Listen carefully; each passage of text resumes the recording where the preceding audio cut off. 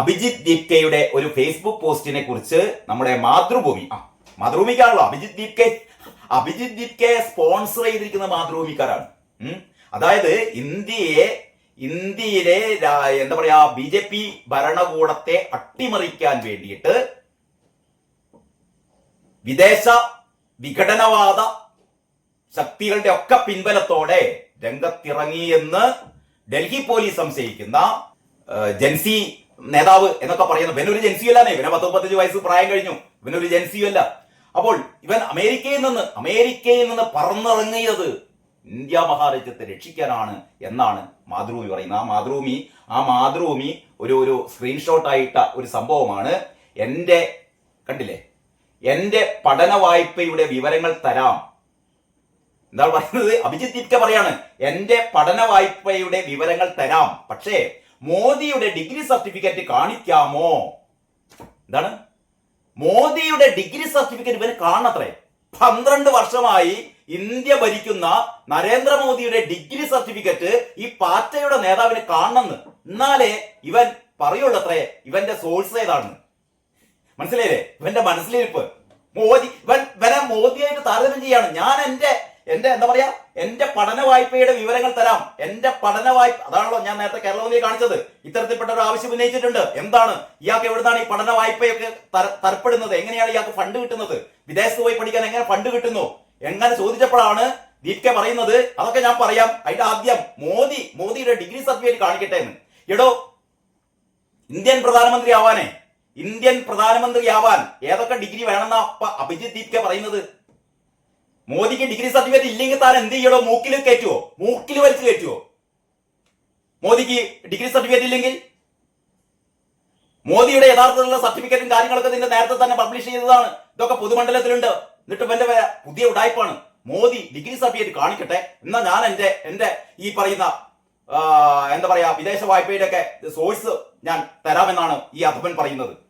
അതാണ് മാതൃഭൂമി എന്ത് ചെയ്യുന്നത്? മാതൃഭൂമി ആഘോഷിക്കുന്നത്. പ്രശാന്ത് വാസുദേവൻ ഇത് സംബന്ധിച്ച് പ്രശാന്ത് വാസുദേവന്റെ ഒരു പോസ്റ്റ് ഉണ്ട്. അതുകൂടി നമുക്കൊന്ന് നോക്കാം. അതിങ്ങനെയാണ്: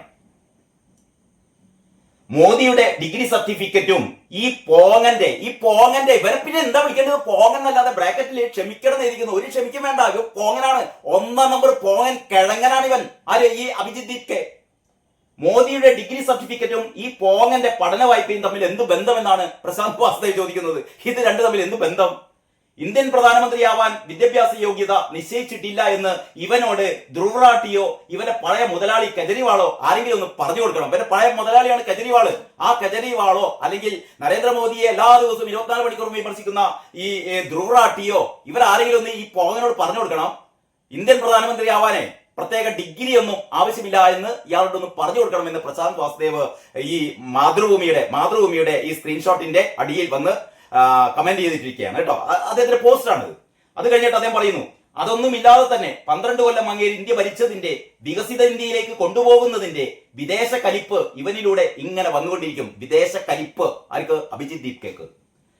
ജാർഖണ്ഡിലെ പ്രക്ഷോഭകർ ഇവന്റെ തനിനിറം പുറത്തു കൊണ്ടുവന്നതായി വാർത്തകൾ വന്നിട്ടുണ്ട്. ശരിയാണോ എന്നറിയില്ല. ശരിയാണത്. ജാർഖണ്ഡിലെ പ്രക്ഷോഭകര് ഇവന്റെ തനിനിറം പുറത്തു കൊണ്ടുവന്നിട്ടുണ്ട്. ഇൻസ്റ്റയിൽ കുറെ പേരെ കിട്ടിയതിന്റെ പേരിൽ ഒരു അരാജക സമൂഹത്തെ ഒപ്പം കൂട്ടി കലാപം നടത്തി സർക്കാരിനെ മുട്ടുകുത്തിച്ചതിന്റെ പേരിൽ ഇവൻ സ്വയം താരതമ്യം ചെയ്യുന്നത് ഇവന്റെ ഏകദേശം ഇരട്ടി പ്രായമുള്ള ഒരു രാഷ്ട്രീയ പാരമ്പര്യത്തെ, ഇന്ത്യയുടെ പ്രധാനമന്ത്രിയെ ആണ് എന്നോർക്കണം. മോദി അവനോട് ചോദിച്ചില്ല അവന്റെ പഠന വായ്പയെ കുറിച്ച്. നരേന്ദ്രമോദി അല്ല ചോദിച്ചു കേട്ടോ. നരേന്ദ്രമോദി അല്ല ചോദിച്ചത്. ഒരു വിവരാവകാശ പ്രവർത്തകനാണ്. അതിനാണ് ഇവൻ നരേന്ദ്രമോദിയുടെ മേലേക്ക് കുതിര കയറുന്നത്. മോദി അവനോട് ചോദിച്ചില്ല അവന്റെ പഠന വായ്പയെ കുറിച്ച്. അത് ചോദിച്ചത് ആരാണോ അയാളുടെ ഡിഗ്രി സർട്ടിഫിക്കറ്റ് ഇവൻ ചോദിക്കട്ടെ. അതിലൊരു മാന്യതയുണ്ടല്ലേ. 2016 മോദിയുടെ ഡിഗ്രി സർട്ടിഫിക്കറ്റിന്റെ ആധികാരികത ഡൽഹി യൂണിവേഴ്സിറ്റി ആധികാരികമായി സംബന്ധിച്ചതാണ്. തുടർന്ന് അമിത്ഷായും അരുൺ ജെയ്റ്റ്ലിയും ചേർന്ന് പത്രസമ്മേളനത്തിൽ അത് പ്രദർശിപ്പിച്ചതുമാണ്. അപ്പോൾ സർട്ടിഫിക്കറ്റിലെയും മാർക്ക് ലിസ്റ്റിലെയും പേരുകളിലെ ചില അക്ഷരത്തെറ്റുകൾ ചൂണ്ടിക്കാട്ടി അവരത് വ്യാജം എന്ന് വാദിച്ചു. പ്രധാനമായും ഇയാളുടെ പഴയ മുതലാളി യൂണിവേഴ്സിറ്റി യഥാർത്ഥ ഡിഗ്രി സർട്ടിഫിക്കറ്റ് കാണിക്കാതെ പൂട്ടിവെച്ചിരിക്കുകയാണ് എന്ന് ആരോപിച്ചു. 2025 ഡൽഹി ഹൈക്കോടതി വ്യക്തമായ വിധി പുറപ്പെടുവിച്ചു. ഒരാൾ ഒരു പബ്ലിക് ഓഫീസ് കൈയാളുമ്പോഴും ആ പദവിക്ക് ഒരു യോഗ്യത നിശ്ചയിക്കപ്പെട്ടിട്ടില്ല എങ്കിൽ അത് ബോധ്യപ്പെടുത്തേണ്ട ഒരു കാര്യവുമില്ല എന്ന് ആരാണ്? ഡൽഹി ഹൈക്കോടതി 2025 വ്യക്തമാക്കുകയുണ്ടായി. പിന്നെ ഇവൻ എന്തിനാണ് മോദിയുടെ സർട്ടിഫിക്കറ്റ്? 12 വർഷം ഇന്ത്യ ഭരിച്ചുകൊണ്ടിരിക്കുന്ന, ലോകരാജ്യങ്ങൾ മുഴുവൻ ബഹുമാനിക്കുന്ന, ആദരിക്കുന്ന, സ്നേഹിക്കുന്ന പ്രധാനമന്ത്രി നരേന്ദ്രമോദി ഡിഗ്രി സർട്ടിഫിക്കറ്റ് കാണിക്കണമെന്ന് അഭിജിത്ത് ദീപ്കെ പറയുകയാണ്. അത് മാതൃഭൂമി അതിനെങ്ങനെ ആഘോഷിക്കുകയാണ്. ഞാൻ പല പ്രാവശ്യമാണ് മാതൃഭൂമിയുടെ ഈ പറയുന്ന വർഗീയ കൊടും വിഷം, ഇന്ത്യാവിരുദ്ധ പ്രവർത്തനം, രാജ്യവിരുദ്ധ പ്രവർത്തനം, വിഘടനവാദികൾക്കൊപ്പം നിൽക്കുന്ന ഈ തെണ്ടിത്തരം മാതൃഭൂമി വീണ്ടും വീണ്ടും വീണ്ടും തുടരുകയാണ് എന്ന് പറയേണ്ടി വന്നതിൽ വിഷമമുണ്ട്. എന്ത് ചെയ്യാനാണ്? തെണ്ടിത്തരങ്ങൾ തുടരുകയാണെങ്കിൽ. ഇനി ബാക്കി അവസാനം ഇങ്ങനെയാ പറയുന്നത്: ഞങ്ങൾക്ക് EMSന്റെയും നായനാരുടെയും കരുണാകരന്റെയും VSന്റെയും പിണറായിയുടെയും VD സതീശന്റെയും മോദിയുടെയും വിദ്യാഭ്യാസ യോഗ്യതയുടെ തെളിവുകൾ വേണ്ടടോ വേണ്ട. മാതൃഭൂമിക്കാരോട് കൂടിയാ പറയുന്നത്, ശ്രദ്ധിച്ചോ. ഞങ്ങൾക്ക് EMSന്റെയും നായനാരുടെയും കരുണാകരന്റെയും VSന്റെയും പിണറായിയുടെയും VD സതീശന്റെയും മോദിയുടെയും ഒന്നും വിദ്യാഭ്യാസ യോഗ്യതയുടെ തെളിവുകൾ വേണ്ട. അവരുടെ ദീർഘവീക്ഷണവും ഭരണപാഠവും ജനസേവന മനസ്സും മാത്രം മതി. കേട്ടോ? അഭിജിത്ത് ദീപ്കേക്ക് വണ്ടി വിടാം. മാതൃഭൂമിക്കും ഇമാതിരി തെണ്ടിത്തരം നിർത്തുന്നതായിരിക്കും നല്ലത് എന്ന് മാത്രം ഓർമ്മിപ്പിച്ചുകൊണ്ട് ഞാൻ ഈ വീഡിയോയുടെ അവസാനിപ്പിക്കുകയാണ്. ഇന്നത്തെ കേരള കൗമുദിയില് മറ്റു പത്രങ്ങളിലൊന്നും ഞാൻ കാണാത്ത, ഒരുപക്ഷെ പെട്ടെന്ന് ശ്രദ്ധയിൽപ്പെടാതെ പോയതാവാം, എനിക്കറിയില്ല.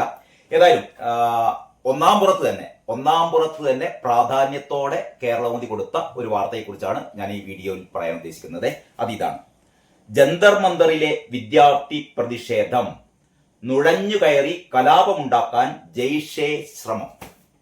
നമ്മൾ നേരത്തെ തന്നെ പറഞ്ഞതാണ്, ഡൽഹിയിൽ ജന്തർ മന്ദറിൽ നടന്നത് യഥാർത്ഥത്തിൽ, അതായത് ഈ പാർട്ടികളുടെ നേതൃത്വത്തിൽ നടന്ന, കൂടെ നമ്മുടെ റഹീമിന്റെ കുറച്ച് കുട്ടികൾ പാർട്ടികൾക്ക് കഞ്ഞി വെച്ച് കൊടുത്തുകൊണ്ട് അവിടെ നടന്ന ഈ വിദ്യാർത്ഥി സമരം എന്ന പേരിലൊക്കെ നമ്മുടെ മലയാള മാധ്യമങ്ങൾ ആഘോഷിച്ച ആ സമരം യഥാർത്ഥത്തിൽ വിദ്യാർത്ഥികളുടെ സമരമായിരുന്നില്ല. അത് യഥാർത്ഥത്തിൽ നരേന്ദ്രമോദി സർക്കാരിനെ അട്ടിമറിക്കാൻ വേണ്ടിയിട്ട് രാജ്യവിരുദ്ധ ശക്തികളുടെ ഒരു കൂട്ടായ്മയായിരുന്നത്. ആ രീതിയിൽ തന്നെയാണ് ഇന്ത്യയിലെ പ്രധാന മാധ്യമങ്ങളൊക്കെ, ദേശീയ മാധ്യമങ്ങളൊക്കെ ഈ കലാപത്തെ നോക്കിക്കണ്ടത്. പക്ഷേ നമ്മുടെ മലയാളത്തിലെ മാധ്യമങ്ങൾ മുഴുവനും ഇതിനെ ഭയങ്കരമായിട്ട് വാഴ്ത്തി. അതായത് നീറ്റ് പരീക്ഷയിൽ ജീവഹാനി സംഭവിച്ച 21 വിദ്യാർത്ഥികളുടെ അവരുടെ കുടുംബത്തിന്റെ മനോവേദനയെ തുടർന്ന് ഇന്ത്യയിലെ പരീക്ഷാ സംവിധാനത്തിന്റെ തകരാറുകളെ കുറിച്ച് ആകെ രോഷാകുലരായ വിദ്യാർത്ഥികൾ, അവരുടെ രക്ഷിതാക്കൾ, അവരൊക്കെ കൂടിയാണ് ജന്തർ മന്ദറിൽ ഈ സമരം നടത്തിയത് എന്ന് പറഞ്ഞു. പക്ഷെ ആ സമരത്തിനിടയിൽ നമ്മൾ വളരെ കൃത്യമായി നിരവധി വീഡിയോകളിൽ നമ്മൾ കണ്ടു നമ്മുടെ സൈനികരെ അധിക്ഷേപിക്കുന്നത്, അല്ലെ? ഈ നീറ്റ് പരീക്ഷയുമായി ബന്ധപ്പെട്ട ഒരു പ്രശ്നത്തിലാണ് ഈ പാർട്ടികൾ സമരം ചെയ്തതെങ്കിൽ സൈനികരെ അവഹേളിക്കുകയോ, പ്ലക്കാർഡുകൾ വരെ ഉയർത്തി ഫക്ക് ദ ഇന്ത്യൻ ആർമി എന്നൊക്കെ അതിൽ അവർ കുറിച്ചിട്ടു. പ്രധാനമന്ത്രിയെ വെടിവെച്ച് കൊല്ലണമെന്ന് അതിനിടയിൽ പറഞ്ഞു, അല്ലേ? പ്രധാനമന്ത്രിയുടെ അമ്മയെ അധിക്ഷേപിച്ചു. അങ്ങനെ അധിക്ഷേപങ്ങളും അവഹേളനങ്ങളും ഒരു ഭാഗത്ത്, വേടന്റെ നേതൃത്വത്തിൽ ഒരുപാട് ഇത്തരത്തിൽപ്പെട്ട അധമ കൂട്ടം പാട്ടുകളാണ് എന്നുള്ള രീതിയിൽ പ്രധാനമന്ത്രിയെ തെറി പറയുകയായിരുന്നു. അതൊക്കെ സഹിക്കാം. അത് കഴിഞ്ഞിട്ടാണ് ഇവർ പാർലമെന്റ് മാർച്ച് എന്ന് പറയുന്ന ഒരു സംഭവം നടത്തിയതും അതിൽ മുഴുനീളാക്രമങ്ങൾ. മാധ്യമപ്രവർത്തകരെ വളഞ്ഞിട്ട് ആക്രമിക്കുന്നു. പോലീസുകാരുടെ 280ഓളം പോലീസുകാരുടെ കുടുംബാംഗങ്ങളാണ് ഹൈക്കോടതിയിൽ അവര് ഹർജി നൽകിയത്. ഇത്രയും വ്യാപകമായ ആക്രമണമാണ് അവിടെ നടന്നത്. അതുകൊണ്ട് തന്നെയാണ് സുപ്രീം കോടതി വളരെ കൃത്യമായി പറഞ്ഞത്, കേസുകളൊന്നും പിൻവലിക്കേണ്ട. അഭിജിത്ത് ദീപ്കെ എന്താ പറഞ്ഞത്? എല്ലാ കേസുകളും പിൻവലിക്കണം. സുപ്രീം കോടതി പറഞ്ഞു 18 വയസ്സിൽ താഴെയുള്ള വിദ്യാർത്ഥികൾ, അതുതന്നെ മുൻ ക്രിമിനൽ പശ്ചാത്തലമില്ലാത്ത അങ്ങനെയുള്ള കുട്ടികളുടെ പേരിലെടുത്ത കേസുകൾ പിൻവലിക്കൂ, അതല്ലാത്തതൊന്നും പിൻവലിക്കണ്ട എന്ന് സുപ്രീം കോടതി പറഞ്ഞു. എന്ന് പറഞ്ഞാൽ സുപ്രീം കോടതിക്കും മനസ്സിലായിരുന്നു ഈ സമരം എന്ന് പറയുന്നത് സമരാഭാസമായിരുന്നു, ഇതൊരു കലാപശ്രമമായിരുന്നു. അപ്പോൾ ഇന്നത്തെ കേരള കൗമുദി വളരെ കൃത്യമായി നമ്മളെ ഞെട്ടിപ്പിക്കുന്ന വാർത്തയെ കൊടുത്തത് ജന്തർ മന്ദറിലെ വിദ്യാർത്ഥി പ്രതിഷേധം, നുഴഞ്ഞുകയറി കലാപമുണ്ടാക്കാൻ ജെയ്ഷെ ശ്രമം. ആ വാർത്ത ഇങ്ങനെയാണ്: ഡൽഹി ജന്തർ മന്ദറിലെ വിദ്യാർത്ഥി പ്രതിഷേധത്തിൽ നുഴഞ്ഞുകയറി കലാപമുണ്ടാക്കാൻ പാക് ഭീകര സംഘടനയായ ജെയ്ഷെ മുഹമ്മദ് പദ്ധതിയിട്ടു എന്ന് റിപ്പോർട്ട്. പശ്ചിമ ബംഗാളിലെ പൂർബ ബർദാനിൽ അറസ്റ്റിലായ ഹമീം മൊണ്ടാലാണ് ഈ വെളിപ്പെടുത്തൽ നടത്തിയത്. പോലീസ് യൂണിഫോമിൽ ജന്തർ മന്ദറിലെ ആൾക്കൂട്ടത്തിനിടയിൽ കലാപമുണ്ടാക്കാൻ പാകിസ്ഥാനിൽ നിന്ന് ഹമീമിന് നിർദ്ദേശം ലഭിച്ചിരുന്നു. നോക്കണേ നിങ്ങൾ, ഞാൻ നേരത്തെ പല വീഡിയോയിലും പറഞ്ഞു, യഥാർത്ഥത്തിൽ ഇതിന്റെ ഒരു അപകടം എന്ന് പറഞ്ഞാലേ ഈ ഇപ്പൊ പാറ്റ പാർട്ടി എന്ന് പറയുന്നത് നമുക്ക് അതിൽ 2-3 ആൾക്കാരെ കണ്ട മനസ്സിലാവും. ഒന്ന് ഈ അഭിജിത് ദീപ് കെ അല്ലെങ്കിൽ സൗരവ് ദാസ് തുടങ്ങിയ അതിന്റെ കേന്ദ്രസ്ഥാനത്ത് നിൽക്കുന്ന 1-2 നേതാക്കന്മാർ. അത് കഴിഞ്ഞിട്ട് ഇതിന്റെ കൂടെ കൂടിയ ആൾക്കാരൊക്കെ എവിടെ നിന്ന് വന്നു, ആരാണിവർ, ആർക്കും അറിയില്ല. ഈ കൂട്ടത്തിലൊക്കെ നുഴഞ്ഞു കയറിയത് അപ്പോഴാണ് ഡൽഹി പോലീസ് പറഞ്ഞത് അതിലെ ഏതാണ്ട് 2847 അങ്ങനെ പറഞ്ഞത് 2847 കൊടും ക്രിമിനലുകൾ ആ കൂട്ടത്തിൽ ഉണ്ടായിരുന്നു എന്ന് പറഞ്ഞത്. ഇതുകൊണ്ടൊക്കെ തന്നെയാണ് നരേന്ദ്രമോദി വിട്ടുവീഴ്ചക്കൊരുങ്ങിയത്. കാരണം ഇത്തരത്തിൽപ്പെട്ട ഒരു സമരം അവിടെ ശക്തി പ്രാപിച്ചാൽ കൂടുതൽ രാജ്യവിരുദ്ധ ശക്തിയാൽ നുഴഞ്ഞു കയറുകയും അത് വലിയൊരു രക്തച്ചൊരിച്ചിലേക്ക് മാറുകയും ചെയ്യുന്ന ഒരു ഭീകരമായ അവസ്ഥ ഉണ്ടാകുമായിരുന്നു. അത് ഒഴിവാക്കാൻ വേണ്ടി തന്ത്രപരമായി പ്രധാന രാജ്യമല്ലേ നിങ്ങൾക്ക് വേണ്ടത്, പ്രധാന രാജ്യം വെച്ചിരിക്കുന്നു. ഇനി എന്താ വേണ്ടത്? ഇനി എന്താ ഈ കേസുകൾ പിൻവലിക്കല്ലേ? കേസുകൾ പിൻവലിക്കാം. അപ്പോഴാണ് സുപ്രീം കോടതി പറഞ്ഞത് അങ്ങനെ സർക്കാർ വിചാരിച്ചാൽ അല്ലെങ്കിൽ ഈ പറയുന്ന സമരക്കാർ ആവശ്യപ്പെട്ടാൽ കേസുകൾ പിൻവലിക്കാൻ പറ്റില്ല. അതിൻ്റെതായ ചട്ടങ്ങളുണ്ട്. ഗുരുതരമായ ആക്രമണങ്ങളാണ് അവിടെ നടന്നത്. അത് സംബന്ധിച്ചാണ് സുപ്രീം കോടതി കർശനമായ ഉപാധികൾ വെച്ചത്. അപ്പൊ അത്തരത്തിൽപ്പെട്ട കേസുകളൊന്നും പിൻവലിക്കാൻ പറ്റില്ല. അപ്പൊ ഞാൻ പറഞ്ഞുകൊണ്ട് വരുന്നത്, അവിടെ ഇത്തരത്തിൽപ്പെട്ട പാകിസ്ഥാനിലെ ഏറ്റവും വലിയ വിഘടനവാദികൾ, ഭീകരന്മാർ ഈ സമരത്തിന്റെ ഇടയിൽ നുഴഞ്ഞു കയറുന്നുള്ളത് ഉറപ്പല്ലേ? കാരണം ഇവരിങ്ങനെ ഒരു ചാൻസ് കിട്ടാൻ വേണ്ടി കളിക്കല്ലേ. അത് യാഥാർത്ഥ്യമായി എന്നുള്ളതാണ് ഈ നടുക്കുന്ന വാർത്ത. എന്തോ അന്ന് സമരം നിർത്തിപ്പിച്ചതുകൊണ്ട് അല്ലെ, സർക്കാർ ഇങ്ങനെ ഒരു വിട്ടുവീഴ്ച ചെയ്ത് അല്ലെങ്കിൽ സർക്കാർ കടുംപിടുത്തം പിടിച്ചിരിക്കുകയാണെങ്കിൽ ആ സമരക്കൂട്ടത്തിനിടയിലേക്ക് ഈ പറയുന്ന ജെയ്ഷെ കലാപകാരികൾ കയറും. അവര് പോലീസ് യൂണിഫോമിലാണ് വരിക. എന്നിട്ട് അവർ വെടിവെച്ച് 10-20 കുട്ടികൾ കൊല്ലപ്പെട്ടാൽ ഇത് ഇന്ത്യയിലെ ഈ അർദ്ധസൈനികർ അല്ലെങ്കിൽ നമ്മുടെ പട്ടാളക്കാർ, നമ്മുടെ അർദ്ധസൈനിക വിഭാഗങ്ങൾ അല്ലെങ്കിൽ പോലീസുകാര്, ഇവരൊക്കെയാണ് ഇതിന് ഉത്തരവാദികൾ എന്ന് വരുത്തി തീർക്കും. അപ്പോൾ ഇങ്ങനെ ഒരു കൂട്ടക്കലാപം യഥാർത്ഥത്തിൽ ഈ പാർട്ടികൾക്ക് വേണ്ടി സിന്ദാബാദ് വിളിക്കുന്നവരൊക്കെ ലക്ഷ്യം വെച്ചത് തന്നെയായിരുന്നു കേട്ടോ. അവർക്ക് ശ്രീലങ്കയിലെ പോലെ, ബംഗ്ലാദേശിനെ പോലെ അല്ലെങ്കിൽ നേപ്പാളിനെ പോലെ ഇവിടെ ഒരു അട്ടിമറി ഉണ്ടാവണം. കാരണം BJP സർക്കാരിനെ ഒരു തിരഞ്ഞെടുപ്പിലൂടെ പരാജയപ്പെടുത്താൻ പറ്റില്ല എന്ന് വളരെ കൃത്യമായി ഇവിടുത്തെ കോൺഗ്രസിന് അറിയാം, ഇവിടുത്തെ CPM അറിയാം. അതുകൊണ്ടൊക്കെ തന്നെയാണ് ഈ 2 പാർട്ടികളും ഈ പാർട്ടികൾക്ക് വേണ്ടിയിട്ട് രംഗത്ത് വന്നത്. അപ്പോ ഇതൊക്കെ ശരിയാണെന്ന് തെളിയിക്കുന്നതാണ് ഈ അത്യന്തം ഞെട്ടലുണ്ടാക്കുന്ന ഈ വാർത്ത.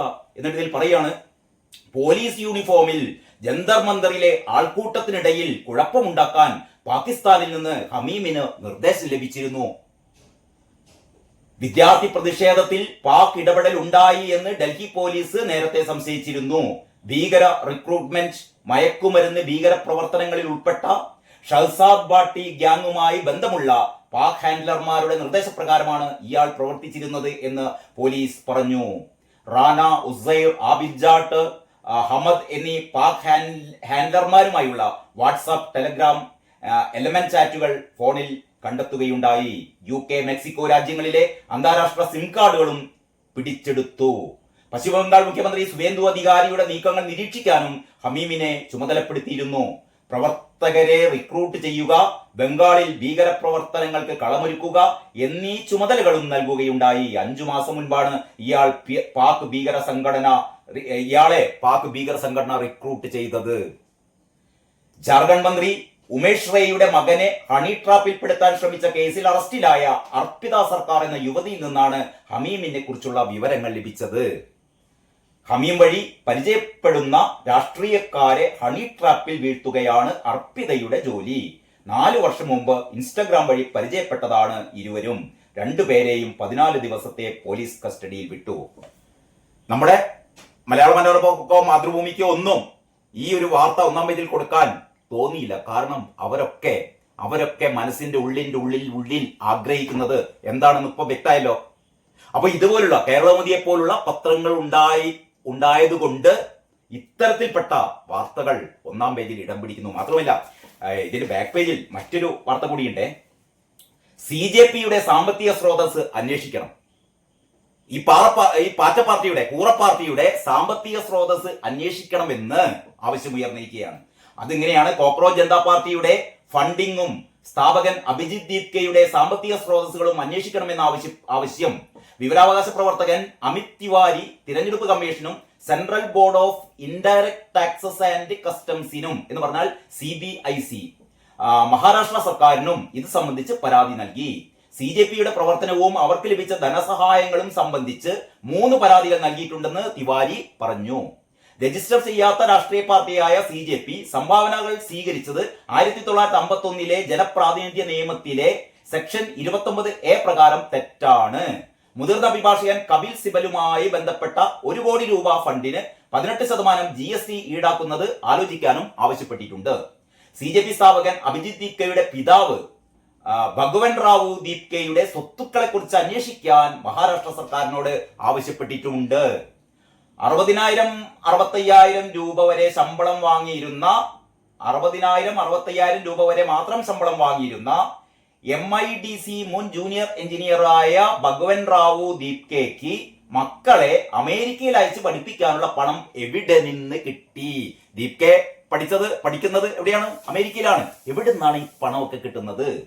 അനധികൃത സ്വത്ത് സമ്പാദനത്തിന് കേസെടുക്കണമെന്നും ആവശ്യപ്പെട്ടു. ഇങ്ങനെ എന്താണ് CJPക്ക് എവിടെ നിന്നൊക്കെയാണ് ഫണ്ട് ഒഴുകുന്നത്, അഭിജിത് ദീപ്കയ്ക്ക് എങ്ങനെയൊക്കെയാണ് പണം കിട്ടുന്നത് തുടങ്ങിയ കാര്യങ്ങളെക്കുറിച്ച് അന്വേഷണവും തുടങ്ങിക്കഴിഞ്ഞു എന്നുള്ളതാണ്.